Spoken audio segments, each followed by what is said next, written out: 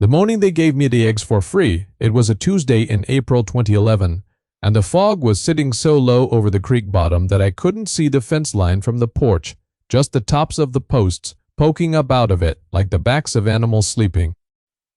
Cold enough that my breath hung, warm enough underneath that I knew the frost had already turned loose of the ground for the year. I was 62 that spring, and I had driven the 40 minutes to the hatchery over on the state road because I'd heard through a fellow at the feed store that they were pitching a load of eggs, and I have never in my life been able to watch a thing get thrown out that still had life in it. There were 280 of them duck eggs, sitting in flats on a pallet by the loading door, and a young man in a clean gray hoodie was carrying them 2 flats at a time and setting them down beside a dumpster. I asked him what was wrong with them, and he told me nothing was wrong with them. Exactly, they were just an off-breed, a heavy old kind that grew slow and laid poor and didn't dress out clean for the market they sold to, and a wholesale customer had backed out of an order, and it wasn't worth the incubator space to run eggs nobody had bought.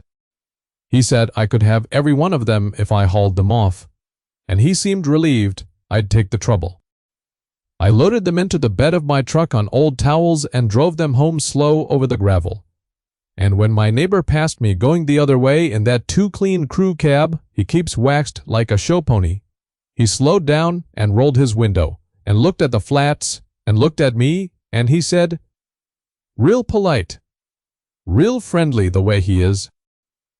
What in the world are you going to do with 280 eggs nobody wanted?" And I told him I was going to hatch them. He laughed, not mean, just certain, and said something about how a man my age ought to be selling ground off, not adding mouths, and he drove on. By noon, the diner had a version of the story, and by the time I heard it back, the number had grown to 500 eggs, and I had supposedly paid money for them, which I hadn't, and somewhere in the telling I'd become a foolish old man buying trash from a dumpster. That's how it goes here. I didn't correct anybody. I want to be honest about my reasons because it would be easy to make this sound like I had some grand plan, and I didn't have a plan that day. What I had was a memory. When I was a boy, maybe 8 or 9, my grandfather kept a small flock of a heavy old duck breed on this same place, and I remembered him standing at the edge of the pond in the fall with his hands in his coat pockets watching them. And I remembered him saying more to himself than to me that the market always circles back around to the old things. You just have to outlive the fashion. He was dead a long time by 2011 gone, since I was in my 20s, and I hadn't thought about those ducks in over 50 years. But standing at that loading dock looking at flats of an off-breed nobody wanted, something in me turned over, and I heard his voice again plain as if he'd been beside me. So I didn't take the eggs because I was smart. I took them because they were the same kind of duck, and because I couldn't stand to watch them go in the dumpster, and because an old man I loved had told me once that fashion is a liar and patience is not. I'll own that. That's the whole of it. I set the flats in the shed, and I stood there a while looking at them, and I'll be honest, the size of what I'd done started to settle on me. 280 eggs is a lot of eggs. If even half of them hatched, that was 140 ducks on 40 acres.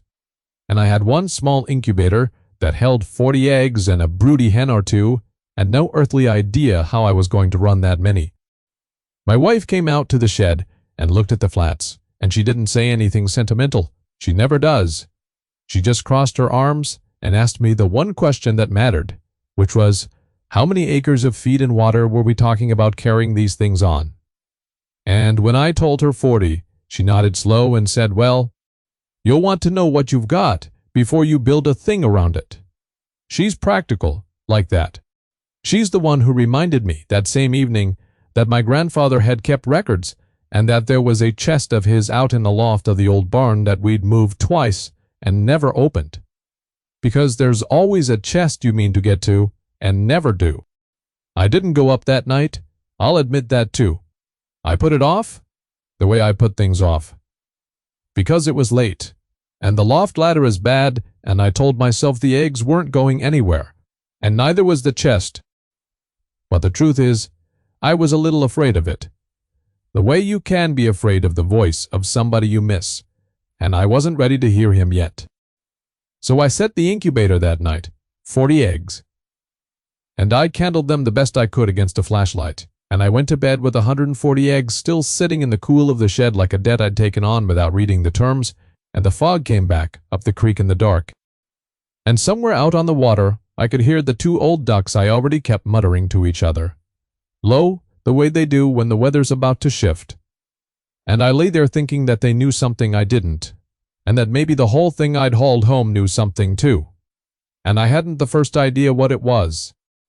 The next 3 weeks passed slow, the way waiting always does when you're not sure you did right. I ran the incubator in batches, 40 at a time, because that's all it held, and I set 2 broody hens on clutches of duck eggs in the corner of the shed, which they'll do if you slip the eggs under them at night and don't make a fuss about it.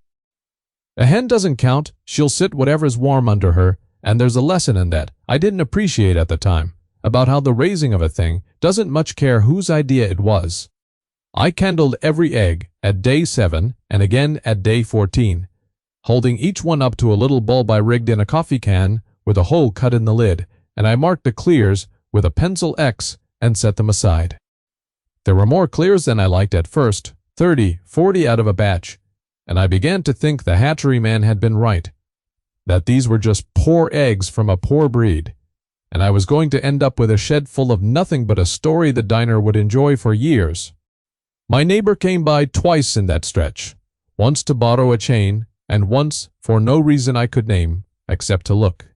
And both times he stood at the edge of the shed with his hands in his back pockets and looked at the incubator and the hens and the flats and said something mild and certain.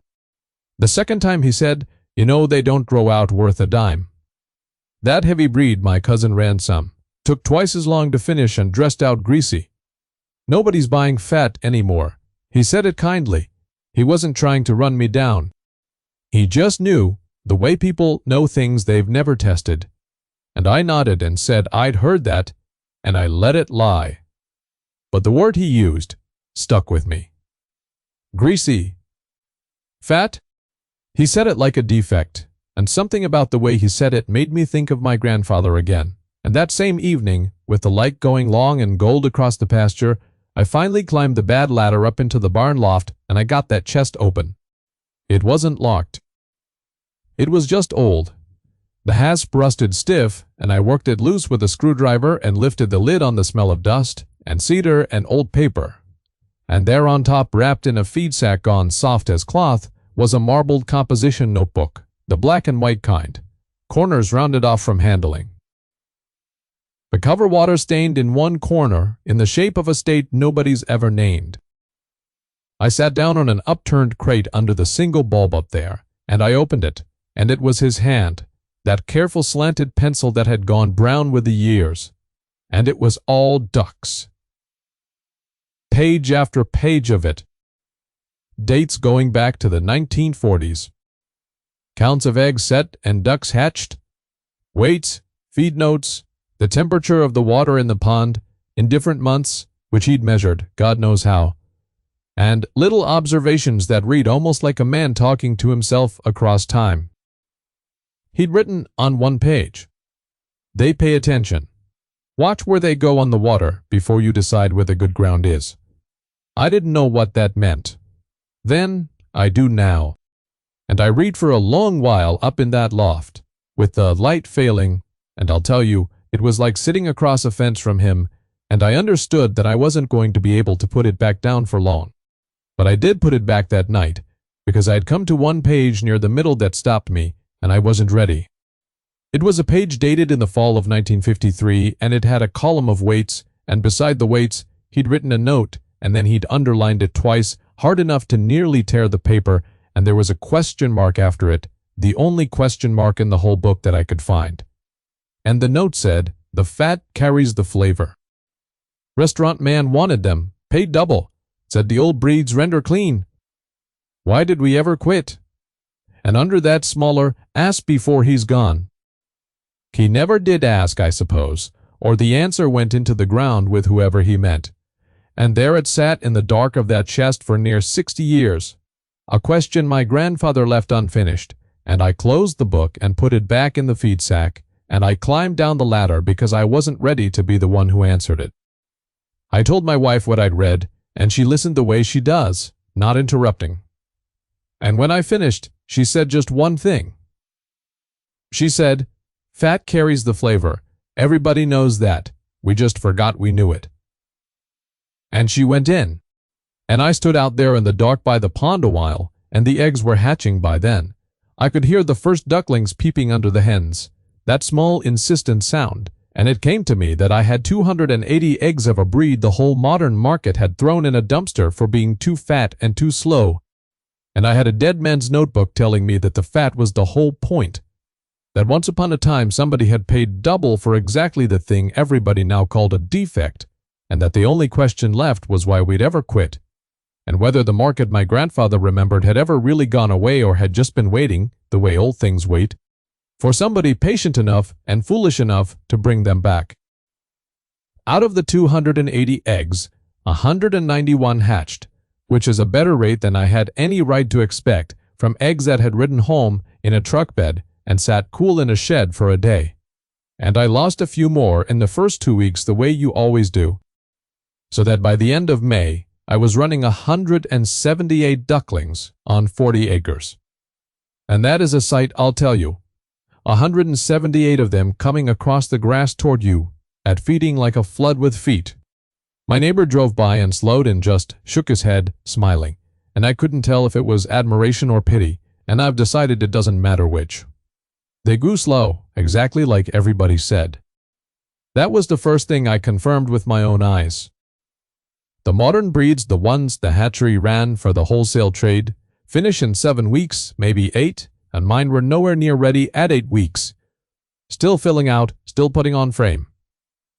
And I started to feel the strain of it, because a slow-growing duck eats more days of feed to reach the same weight, and feed is money.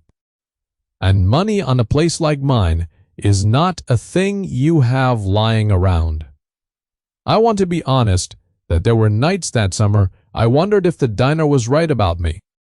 I'd run the numbers on a scrap of paper at the kitchen table, what I was spending on feed against what a heavy old off-breed duck could possibly fetch, and the numbers did not want to work. So I went back to the notebook, and this time I didn't put it down. I read the whole of it, cover to cover, over about a week of evenings under that loft bulb. And I started to understand the man's method, which was patience organized into columns.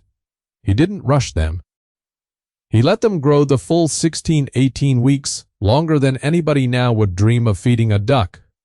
And he wrote down that the fat didn't really lay on right until late, that a duck finished young was a lean duck, and a lean duck of this breed was the worst of both worlds, slow to grow and nothing to show for it, but a duck finished late, thought carried all the way out, laid on a fat that he described, in one line I've never forgotten, as clean sweet, white as tallow, renders like butter. And beside that, he'd written a name and a phone number, long disconnected, surely, and the words, "The trade wants this, not the weight." And I understood, sitting up there, that I had been trying to raise these ducks by the modern clock, rushing to a finish weight the way you would with a fast breed, and that I was fighting the very thing that made them worth keeping. So I quit fighting it. I settled in to feed them the long way, the patient way, the way the book said, and I'll tell you it takes a kind of faith to keep pouring feed into an animal that a whole industry has told you is a waste, week after week, past the point anybody sane would sell.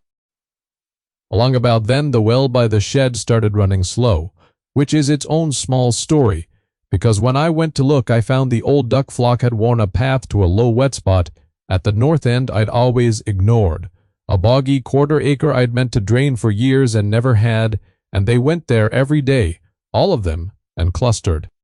And I remembered the notebook line, "Watch where they go on the water before you decide where the good ground is."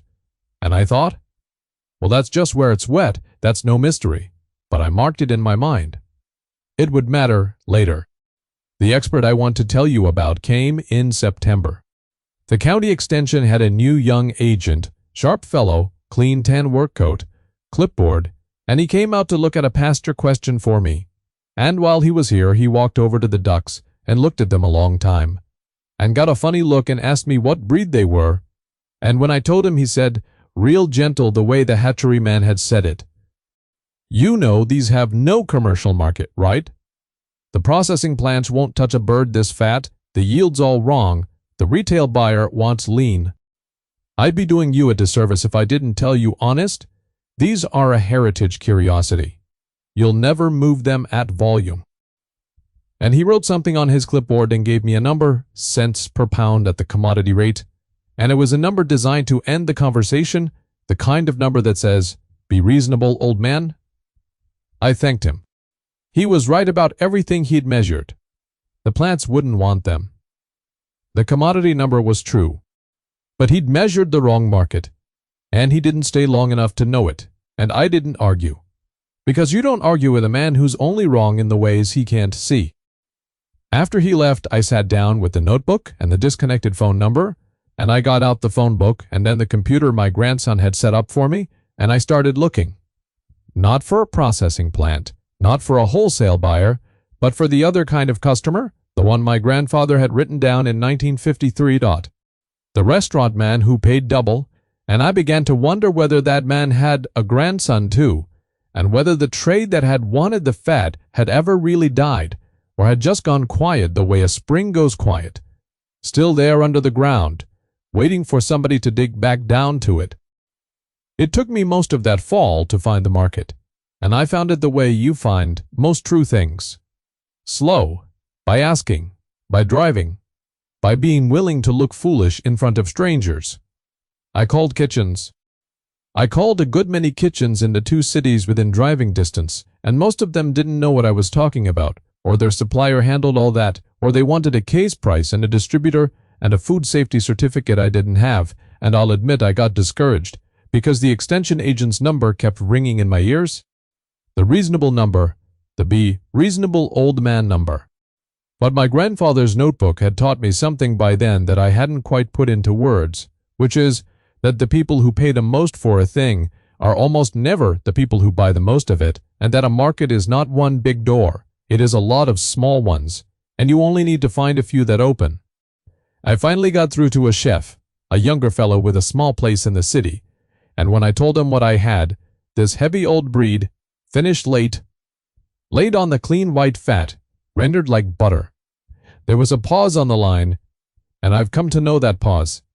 It's the pause of a man who's been looking for something and can't believe he's hearing it. And then he asked me, careful, like he didn't want to spook it. "You're telling me you have the old breed and you're finishing them the long way, the traditional way, and the fat's on them." And I said I was. And he said quieter, "How many? And when can I see them?" And I understood right then that the market my grandfather remembered had not gone anywhere. It had only gone up market, and gone quiet, and gone waiting, the same as the ducks themselves. He drove out the following Saturday. He walked the flock, and he crouched down, and he handled one of the ducks a long time, feeling along the breast and the back, and he didn't say much, he was quiet the way the good ones are, and then he stood up and looked out over the pasture, and he said one word. He said, "Exceptional." And then he named a price, per bird, that was better than 4 times the extension man's commodity number, and he said he'd take all I could dress, and deliver, every one, and that he had 2 other chefs who would fight him for the rest, and that the problem in his world was not selling this duck, but finding it, that nobody raised it anymore, because everybody had been told exactly what I'd been told, that it was too fat and too slow and had no market. He said, the fat was the whole reason. He said in his kitchen the fat was money. They rendered it and confided in it, and sold the rendered fat by the jar on top of everything else, and that a lean modern duck was, to him, a sad thing, a thing with the flavor bred right out of it in the name of a yield chart. I stood there in my own pasture, and I felt my grandfather standing beside me, the way I had at the loading dock in April. And I thought about that underlined line, "Why did we ever quit?" And I finally had the answer. And the answer was that we quit because somebody with a clipboard measured the wrong market and called it the only one. And everybody believed him for 60 years because he sounded so sure. I dressed the first birds myself, the old way. Careful. And I saved the fat, like the notebook said, and I delivered 40 of them to that chef's kitchen in early winter. And he opened one right there and rendered a little of the fat over a low flame to show his cooks. Like my grandmother's kitchen 60 years gone, and one of the young cooks said out loud, "What is that?" And the chef just smiled. I want to give you the numbers, because numbers are the only thing that stops the diner talking. I finished about 160 ducks that first year, having lost a handful more along the way, and between the chef and the two he brought in behind him, I sold every last one at that per bird price, plus jars of the rendered fat that I hadn't even known was a product until he told me. And I sat at the kitchen table with my wife in January of 2012, and we added it up. And the eggs that a hatchery had carried to a dumpster for free had become in 9 months more clear money than that 40 acres had made in any 3 years I could remember. She looked at the total a long time and she didn't say anything sentimental. She said, "Well, fat carries the flavor." And she wrote it down in a new notebook, a fresh marbled composition book, black and white, that she'd bought at the drugstore without telling me, and she started a column of her own. There's a part of this I've saved because it turned out to be the part that mattered most in the long run, and it's the wet ground, the boggy quarter-acre at the north end that the ducks had worn a path to all summer, the one I'd meant to drain for years. I kept coming back to that line in the notebook. Watch where they go on the water before you decide where the good ground is, and it nagged at me all that winter because I couldn't make it mean anything sensible. The ducks went there because it was wet. Ducks like wet. That's not wisdom, that's just ducks. But something about the way my grandfather had written it, like it was advice and not observation, kept me picking at it. And in the flat gray of February, with nothing much to do, I went out and I really looked at that low spot and I got a soil probe and I started pushing it down in a grid across that quarter-acre the way I'd read he tested ground. Methodical, marking depths on a scrap of paper. And what I found was that the wet spot wasn't wet because it was low. It was low, sure, but the water wasn't running off into it. The water was coming up into it, seeping up from below. And when I dug down with the post-hole digger at the wettest point, I hit a change at about 4 feet, a change from that black creek bottom muck into a clean, coarse gravel that was full of water, water moving. And I stood there, leaning on the digger, with my arm all mud to the shoulder, and I felt the hair go up on my neck, because I'd found something my grandfather had circled from the water's edge 50 years before. There was a spring under that ground. A live one, a good one, running gravel-filtered water up out of the earth in a spot I'd farmed around and cursed and meant to drain for 30 years. And the ducks had known it. They'd known it the whole time. They'd walked to it every single day because the water there was fresh and cool and moving. And my grandfather had known that the ducks knew and had written it down for me to find. Watch where they go on the water. Because before men were ever here with clipboards and commodity numbers, the animals were reading the ground with their feet. I had that spring developed properly the next spring. Spent some of the duck money on it. A fellow came out and cased it and told me the flow. And I'll tell you what he told me. He told me it was substantial. That was his word. He pumped it and tested it and stood there a while and then said, "That's a substantial spring. I don't see this often. You could water a lot more than 40 acres off this." And then he went quiet the way they do, and he said, "How'd you know to dig here?" And I told him the ducks showed me. He laughed, but not the way my neighbor laughed. He wrote it down. That spring changed the whole economics of the place, because water is the thing you're really farming out here. Everybody knows that, and nobody says it, and I had been trucking water and worrying over that slow, shallow well for years while a substantial spring ran 100 yards away under a bog I'd called worthless. My neighbor came around that summer, the summer of 2012, and he stood at the fence a while watching me pipe water off the spring into a new stock tank, watching the ducks, watching all of it, and he was quiet longer than usual, and finally he said, "And I'll never forget it because it's as close to being wrong as he's ever come out loud," he said. "That north end's not as wet as it used to be," and I said, "No, it's not." And he looked at the ducks a while more, and he said, "You might not have been as foolish as I figured." And that was all. He didn't apologize. There was nothing to apologize for. He'd only been certain the way everybody's certain, and he rolled his window up and drove on in that clean truck, and I stood there and I let myself feel, just for a minute, the quiet sighs of being right about a thing after everybody told you you were wrong. I didn't gloat. There was nobody to gloat to. There was just me, and the ducks, and the water coming up clean out of the ground the way it had come up before my grandfather was born, and would come up after I was gone. And I thought that being right is a smaller and quieter thing than people expect it to be, and that it feels less like winning than like being trusted, finally by the dead.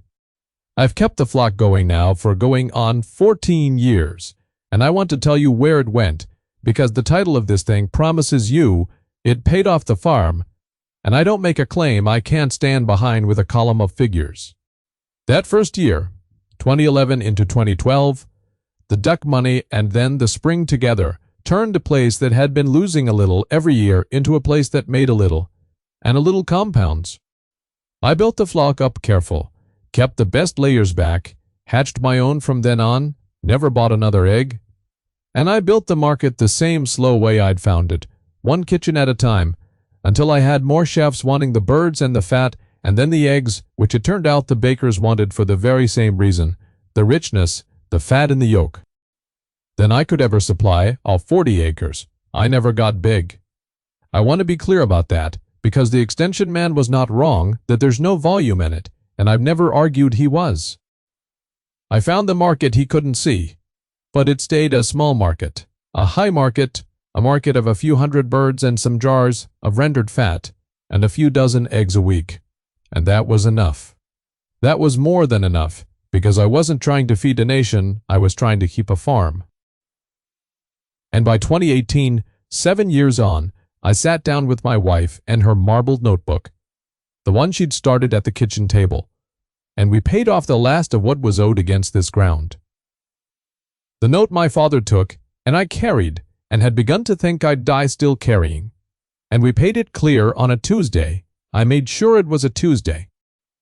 And my wife wrote the date in her book under a running column that had grown 7 years long. And beside it, she wrote in a hand as plain and careful as my grandfather's. The eggs nobody wanted. That's the whole arithmetic of it. 280 free eggs. 191 hatched. A breed the modern world had thrown out for being too fat and too slow. A market that had gone quiet but never died. A spring the ducks had been standing on the whole time. And a note a dead man underlined twice in 1953 that I didn't read until 2011 and didn't understand until 2012. I think about that a great deal.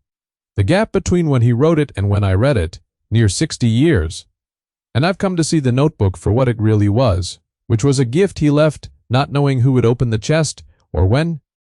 A message thrown forward into the dark on the chance that somebody down the line would be patient enough and foolish enough and grieved enough to listen. 58 years he waited in that chest, from that fall of 1953 to the April I climbed the ladder. He answered his own question, in a way, by leaving the question. Why did we ever quit?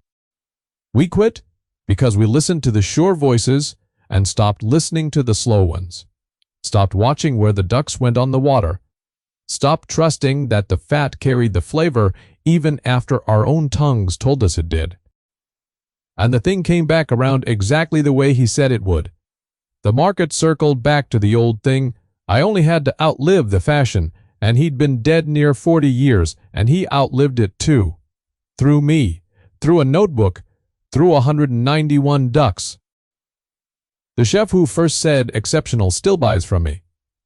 Older now, got his own place, and he tells the story to his cooks like it's a fable.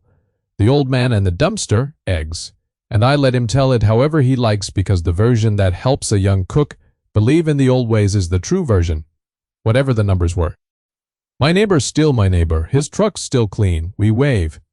He's a good man who was only ever wrong in the way we're all wrong, sure of the world we were handed.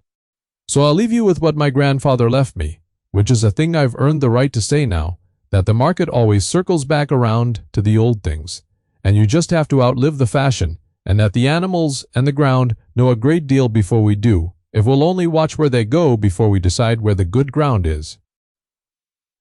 If you got your own thing like this, some played-out ground or old iron, or off-breed, or forgotten skill, that everybody with a clipboard told you was worthless, I'd truly like to hear about it down in the comments. Tell me what you took a chance on, and whether it circled back around. And if this meant something to you, if you've got a chest up in a loft you've been meaning to open, go on and open it, and then come back and subscribe, and we'll sit at this fence a while longer, you and me in no particular hurry, the way the good things get told.